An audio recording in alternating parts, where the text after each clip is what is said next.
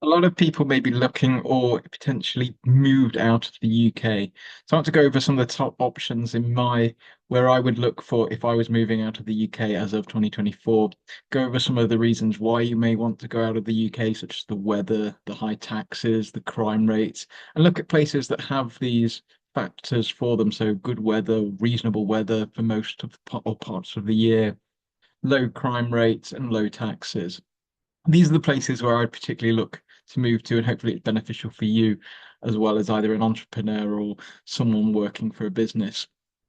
Now, I will particularly leave out a lot of the English-speaking countries, which predominantly come on the list where people may want to move to, so the US, Canada, Australia, because I think these actually have the same problems more or less as what the UK does, and that is they've got an increasing deficit, they have decreasing safety prices and increasing taxes to fuel an aging population. So I don't think by moving there, it may have some better elements to it in terms of the weather, etc. But I don't think overall it kind of suits a lot of people's needs if they're looking for to set up a business or to move their business. So number one in my top picks in where to move to is Dubai. Now, reason for this is a multitude of factors. If I was to have a clean sheet again and kind of look where to move now as of 2024, it would be my first option would be looking at Dubai. Obviously, you've got the taxes at 0% if you earn under a certain amount. You've got the lifestyle in Dubai. It's a great modern lifestyle. You can have all the amenities there with it. It's super convenient. The time zone as well. It's 4 hours from the UK. It kind of bridges kind of three continents there. So if you're working worldwide, particularly Europe, Asia, time zone, Africa as well, kind of bridges that time gap. It's a good kind of base to have an office. And also, if you see from the millionaire migration from Henley and Partners, a lot of people are moving to Dubai. It's top of the list again for the second, I think, second consecutive year. It's just one of those places that's forward thinking. It looks to inspire. It looks to create, and it's doing it well, in all honesty. So I think Dubai is the place where I'd look to move for again. The downsides are it's quite expensive. Um, but saying that, if you're not paying tax and you are earning, say, six figures, mid six figures, you'll easily save that in taxes. The visa options on there, they're relatively straightforward. You can set up a business. They've got golden visas if you invest around 500,000 into a real estate project in the UAE, and they also have special work permit visas. It may not be applicable for everyone, but the UAE is my top, particularly Dubai in the UAE is my top pick. Certain notes is that it gets hot in the summer. You may want to look at going to Europe or somewhere else, back to America or even Asia for those few months where it does get a bit hot or stay inside. But other than that, it's a great place. Number two on my list is where I am presently now, and that's Bangkok, Thailand, or Thailand in general. Um, it's not as clean tax as the UAE. You can still have a very favorable tax, and there's ways around it to get it to zero, where if you don't remit it into the country, etc. In terms of visas, it's got some of the best visa options, I think, in the world right now. You've got the digital nomad visas. That's just fantastic. If you're not looking to stay here full time, where you can stay here 283 days and then extend it for 1 year. And you can do that consecutively 5 years, although you do need to leave the country after for a day. That again is very simple. You've got the kind of elite visa if you're looking for more of a luxury lifestyle. I've got that one. It's pretty it's just for those that are looking for an easy option like to live in Thailand and have everything catered for them. You do have a load of benefits, the golf memberships or perks, shall I say, that come with it, but no one really uses them, or at least I don't. And I don't think they're really worth it. But yeah, the visa option, it's great. And now you have the long-term residency visa option if you've got a million. For the high net worth one, if you've got a million, you invest 500,000 into a condo, so you look to live here, or Thai bonds, probably not the best option in Thai government bonds. They're not yielding that great. And you earn over 80,000 US dollars a year. Also, they've got the wealthy retirees. So they've got something to cover everyone in Thailand. In terms of living, I think it's one of the best places you can get per cost of living, up there with Malaysia. Malaysia's actually a bit better, but I think Thailand's pound for pound one of the best places. You can get very Western lifestyle for a fraction of the cost you would say in places like Dubai or Singapore. The condos here are fantastic. You have great condos, amenities here, things to do, malls, etc. Have a big expat population. You can get away quite easily, both in Thailand, Southeast Asia, or even longer haul. You have kind of Emirates flights. It's a good place to be based, particularly if you're dealing in the Asia region, and you don't kind of want to kind of commit to the Singapore option, or KL may not be for you. I think Bangkok's a great option for those looking for more of a vibrant lifestyle, more of an energetic lifestyle. It does have everything you would want here. You've got great healthcare, great food, different variety of places from Chiang Mai to Phuket to everything in between, national parks in Kanchanaburi.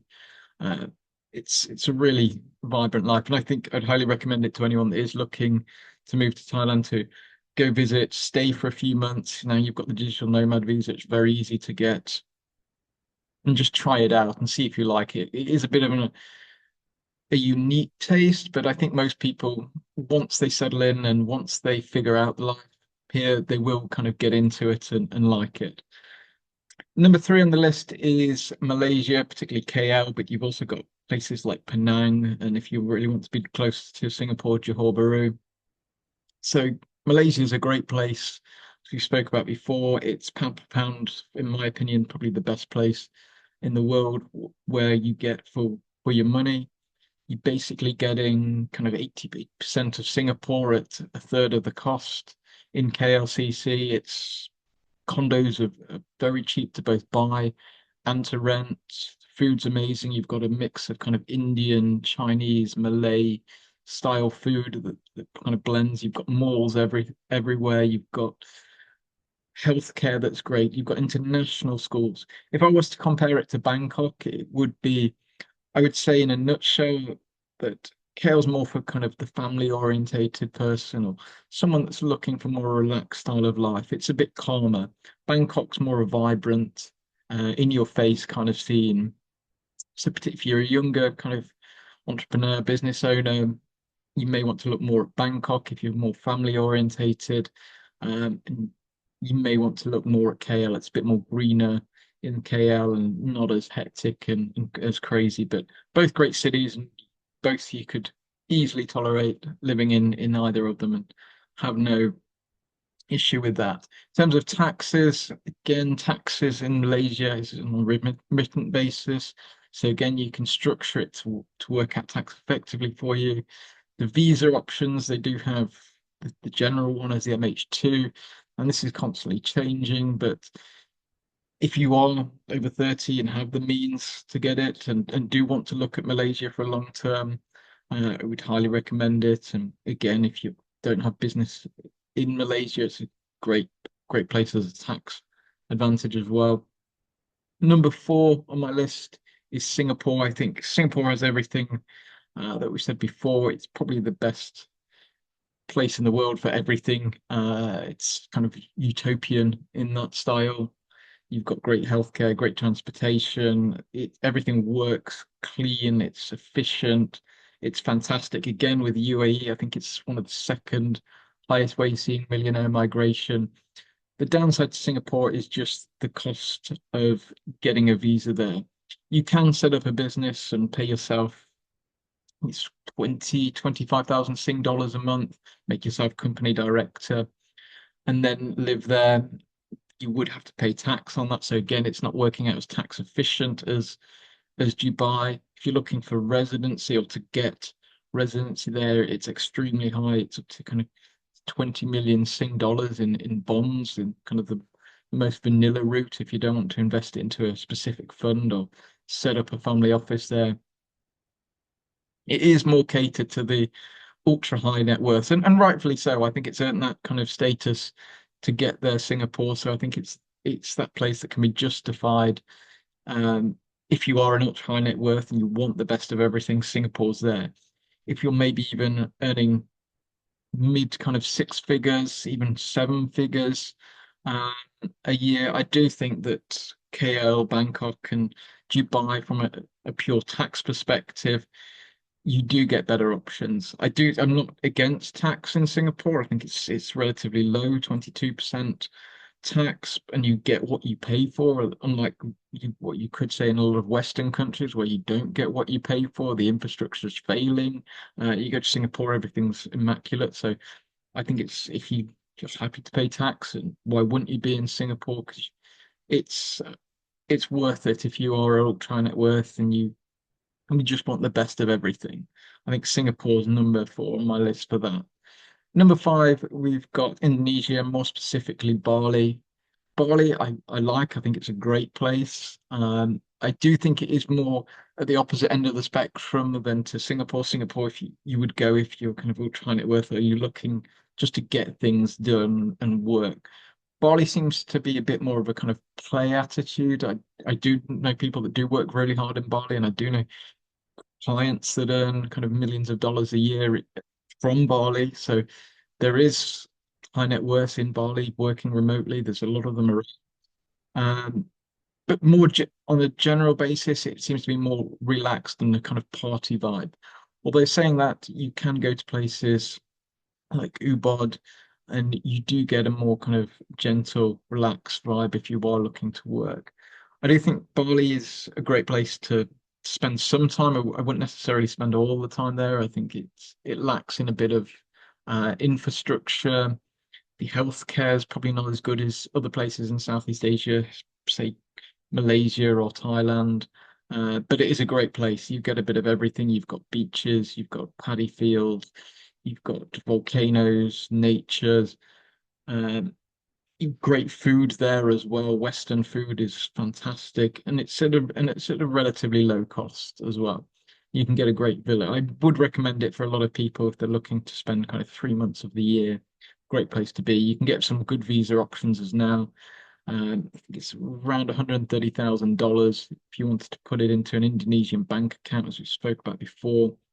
If you open that account, you can then invest in Indonesian bonds. It's actually a great thing for a bit of diversification as it's still yielding good. And Indonesia is a good place where you may want to have kind of a long-term strategy just because of the macro economics of that country. It looks pretty positive on that. Lastly, I want to touch on those places that I haven't spent too much time personally, but I've got clients that have, and they like living in these places. Maybe more orientated to those that are looking for a similar time zone than the UK and better weather, and potentially have a bit better tax system as well. And they're Portugal and Greece. Greece, they've introduced few tax systems. They've got the Golden Visa program. Portugal as well. Again, if you can have the 7 year rule where you can have it tax effective in Portugal. Again, the Golden Visa program, it keeps changing. They talk about chopping and an axe in it, but it's still there as of the moment. If you're looking particularly for kind of a good quality of life at a bit lower cost with potentially lower taxes, if structured right, I think Greece and Portugal can be the places if you're looking more primarily to be near the UK and on a similar time zone as you're working out of the UK. So they're my top choices if I was to leave the UK in 2024 and where I would go.